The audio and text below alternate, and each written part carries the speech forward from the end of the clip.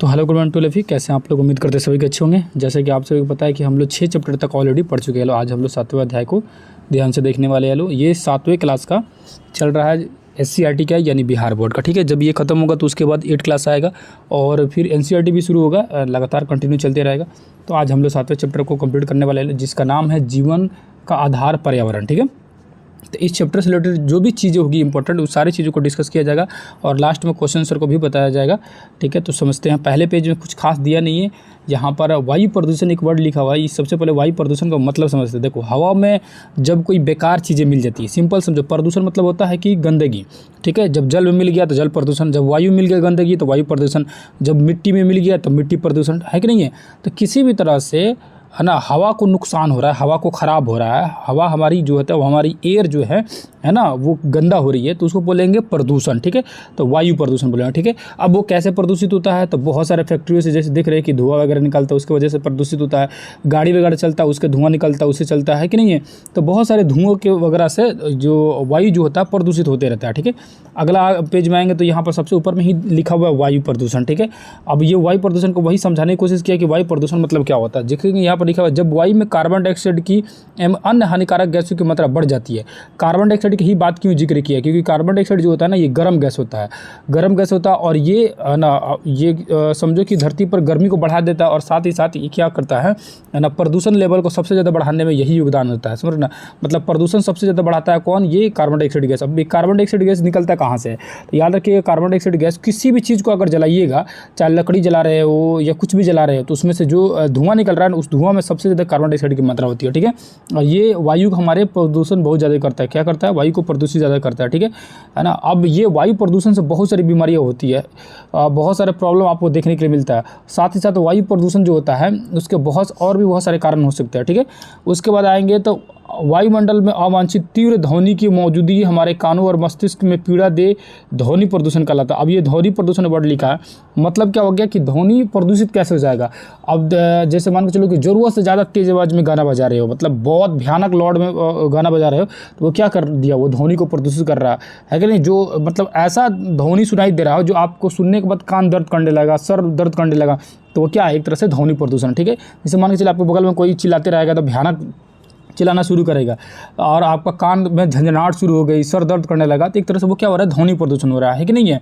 आगे यहाँ देखेंगे तो लिखा हुआ है एक चीज़, भले आपको कहीं हो सकता है कि साफ साफ नहीं दिख रहा होगा, लेकिन मैं इसको पढ़ के बता देता हूँ।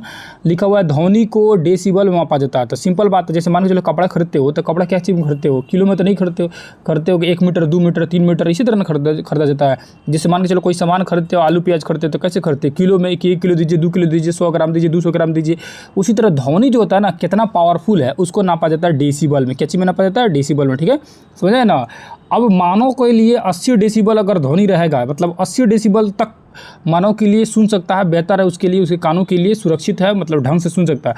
80 डेसिबल से ज़्यादा पावर का जो ध्वनि होता है ना, वो उसके कानों में दर्द होना शुरू हो जाता है। यानी मतलब एक सामान्य मनुष्य के लिए कितने डेसिबल ध्वनि जो होता है बेस्ट होता है, 80 डेसिबल से नीचे, 80 डेसिबल से नीचे। तो अब डेसिबल क्या होता है बता दिए, ध्वनि को उसमें नापा जाता है कि ध्वनि कितना पावरफुल है, कितना कमजोर है, तो डेसिबल में नापा जाता है। और 80 डेसिबल से अगर कम है तो मनुष्य के लिए सही है, और 80 से ऊपर हो जाएगा डेसिबल, यानी ज़्यादा तेज हो जाएगा तो क्या हो जाएगा, मनुष्य के लिए हानिकारक हो जाएगा। समझ गए।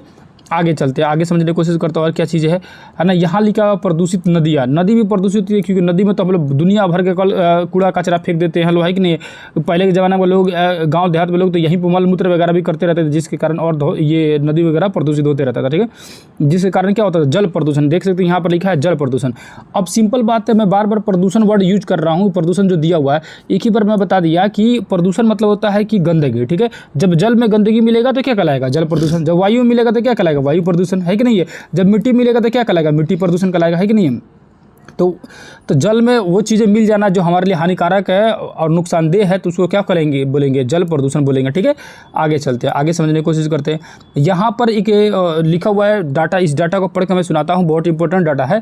कैसे इंपॉर्टेंट है, ध्यान से सुनिएगा। बिहार सरकार की पहल पर केंद्र सरकार ने सोंस यानी डॉल्फिन, याद रखिएगा, बहुत सारे बच्चे सोंस मन नहीं जानते थे। डॉल्फिन जो होता है ना, उसको बिहारी में हम लोग सोंस बोलते हैं। क्या बोलते लोग, सोंस। वो खाने वाला सॉस नहीं है ना, सोंस नाम है, इस पर गाँव देहात में ज़्यादा प्रचलित था, ठीक है। तो सोच को सुरक्षित राष्ट्रीय जलीय जीव घोषित किया गया। अब राष्ट्रीय जलीय जीव पूछेगा कि भैया किसे कहते हैं राष्ट्रीय जलीय जीव, ठीक है। तो याद रखिएगा डॉल्फिन को बोलते हैं। किसे बोलते हैं? डॉल्फिन को बोलते हैं राष्ट्रीय जलीय जीव, याद रखिएगा, ठीक है। बिहार के ही पहल पर यह बनाया गया और गंगा नदी में इसके सफाई पर कार्यक्रम चलाया जा रहा है, बहुत बड़े स्तर पर चलाया जा रहा है गंगा को साफ करने के लिए। हालांकि अभी तक पूरी तरह से साफ हुआ नहीं है, लेकिन साफ करने की उम्मीद है, साफ हो सकता है। ये है डॉल्फिन का चित्र। ऐसा माना जाता है कि धरती पर कोई सबसे बुद्धिमान जीव है तो यही है, डॉल्फिन है सबसे बुद्धिमान जीव, ठीक है। याद रखिएगा धरती पर सबसे बुद्धिमान जीव में से एक ये डॉल्फिन होता है, ठीक है। मनुष्य से भी ज़्यादा बुद्धिमान होता है, सॉरी ना, बहुत ज़्यादा बुद्धि लोग का तेज रहता है डॉल्फिन मछली, ठीक है। यहाँ एक वर्ड लिखा है ग्लोबल वार्मिंग। क्या लिखा है भैया? Global warming. अभी क्या होता है? होता क्या है कि धरती पर कार्बन डाइऑक्साइड की मात्रा जब बढ़ेगा, CO2 बढ़ेगा तो क्या होगा? धरती गर्म होने लगेगा, और गर्म होगा तो क्या होगा? पहाड़ों के ऊपर जो ग्लेशियर है, पहाड़ के ऊपर ग्लेशियर यानी बर्फ जो है, बर्फ पिघलने लगेगा। पिघलेगा तो क्या होगा भैया? है ना, पिघलेगा तो क्या होगा? जमीन पर जितने भी समुद्र का पानी बढ़ जाएगा। बढ़ेगा तो क्या होगा? समुद्र के आसपास के जितने भी घर है सब डूब जाएगा, ठीक है। तो इस सब घटनाओं को ग्लोबल वार्मिंग कहेंगे, यानी कि धरती पर गर्मी का बढ़ना क्या कहलाएगा? एक तरह से ग्लोबल वार्मिंग कहलाता है, ठीक है। आगे चलिए, है ना, यहाँ लिखा हुआ यातायात के साधन फ्रिज, है ना, AC, उसके बाद AC को यातायात के साधन फ्रिज, AC, जनरेटर दिन रात चलाए जा रहे हैं, पेड़ पौधे के अंधाधुंध कटाई की जा रही है। ये सब से क्या होगा? क्या नुकसान होगा? तो इससे क्या होगा कि धरती पर प्रदूषण बढ़ेगा, ना, जिसके कारण ग्लोबल वार्मिंग होने की संभावना बढ़ जाएगी। अब वही ग्लोबल वार्मिंग में क्या बोला? भूमंडलीय तापन। भूमंडलीय तापन मतलब क्या? भू मतलब भूमि, है ना, भूमि का तप मतलब तप जाना यानी गर्म हो जाना, भूमंडलीय तापन कहलाता है, ये ग्लोबल वार्मिंग कहलाता है, ठीक है। समझ आ गया होगा आप सभी, बढ़िया समझ पा रहे होंगे। अब यहाँ एक वर्ड लिखा है सोख्ता। तो गाँव में सोख्ता बहुत होता था। सोख्ता मतलब क्या होता है ना, समझो सिंपल, एक गड्ढा।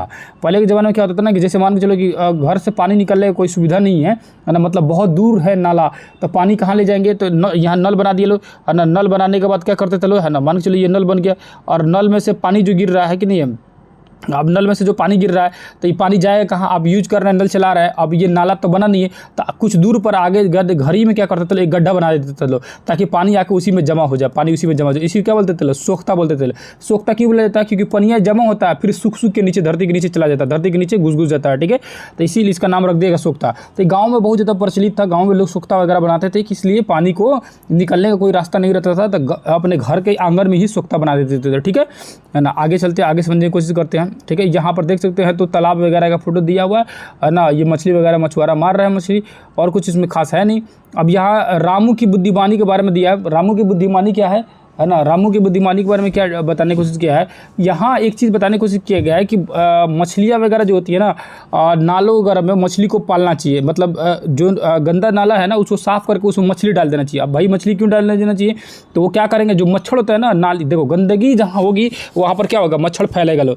मच्छर क्यों फैलेगा लो? क्योंकि गंदा में ही मच्छर अपने अंडे देते हैं, और एक बार में हज़ारों अंडे देते हैं मच्छर, है ना। और वही मान के चलो कि उस नाला में क्या किया जाएगा? साफ़ करके नाला को मछली पाल दिया जाएगा।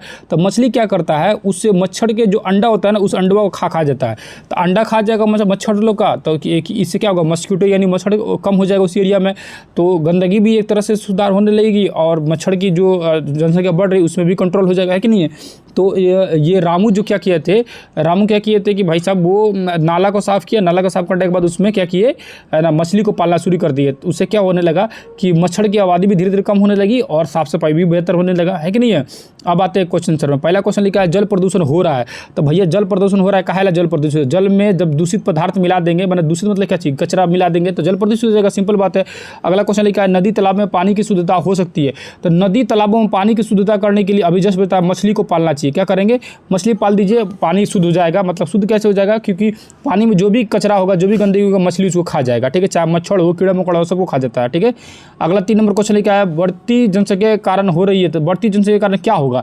तो वृक्षों की कटाई होगा, जाहिर सी बात है। भवन का निर्माण होगा, आधारभूत संरचना निर्माण होगा, उपयुक्त में से सभी हो जाएगा, ठीक है। अगला लिखा है पर्यावरण संरक्षण के लिए किया जाना चाहिए। क्या किया जाना चाहिए भैया? तो खूब पेड़ लगाइए, गंदगी को उचित निकासी प्रबंधन कीजिए, मतलब गंदगी को निपटाने के लिए बढ़िया व्यवस्था कीजिए, गाड़ियों का कम से कम उपयोग कीजिए ताकि प्रदूषण नहीं बढ़े। तो यानी उपयुक्त में से सभी इसका काम कीजिए, ठीक है। अगला लिखा हुआ है फिल इन द ब्लैंक्स में आएंगे, फिल इन द ब्लैंक्स देखेंगे ध्यान से। तो यहाँ पर लिखा हुआ है पहला क्वेश्चन है ना, पहला क्वेश्चन देखेंगे तो लिखा हुआ है डैश गैस वायु प्रदूषण पैदा करता है। तो अभी जस्ट बोले हैं कि CO2 गैस जो होता है ना सबसे ज़्यादा प्रदूषण पैदा करता है, ठीक है। उसके बाद ध्वनि की तीव्रता को किस में नापते हैं, डेसिबल। अभी जस्ट ऊपर बताएं कि डेसिबल में है ना, डेसिबल में ध्वनि की तीव्रता का नापते हैं। 80 डेसिबल से अगर अधिक होगा तो हमारे लिए हानिकारक है, 80 डेसिबल से अगर कम है तो काम के लिए है, मतलब सुन सकते हैं। अगला क्वेश्चन लिखा हुआ है फिलिंग द ब्लैंक्स की डैश को राष्ट्रीय जलीय जीव घोषित किया गया था। किसको किया गया, डॉल्फिन को। अभी जस्ट बताएं कि डॉल्फिन को राष्ट्रीय जलीय जीव घोषित किया गया। और डॉल्फिन जो है इस धरती पर सबसे बुद्धिमान जीव है, मनुष्य से भी बुद्धिमान होता है, ठीक है। तो ये रहा हम लोग का सातवें क्लास का 7वें चैप्टर, यानी 6 चैप्टर तो हम लोग तो ऑलरेडी अपलोड कर चुके हैं लोग। ये था 7वां चैप्टर। इस 7वें चैप्टर का पूरे डिटेल में इसको समझ लिए लोग। कहीं भी किसी भी तरह का अगर दिक्कत होगा, डाउट होगा तो बेधड़क आप कमेंट करके पूछ सकते हैं कि डाउट हो रहा है, ठीक है ना। उसके बाद 8वें चैप्टर भी आएगा, 9th चैप्टर भी आएगा, उसी तरह कंटिन्यू आते रहेगा, ठीक है। तो उम्मीद करते हैं कि वीडियो आपको अच्छा लगा होगा। फिर किसी दूसरे क्लास में मिलेंगे, तब तक के लिए धन्यवाद, नमस्कार, अस्सलाम वालेकुम, जय हिंद, जय भारत।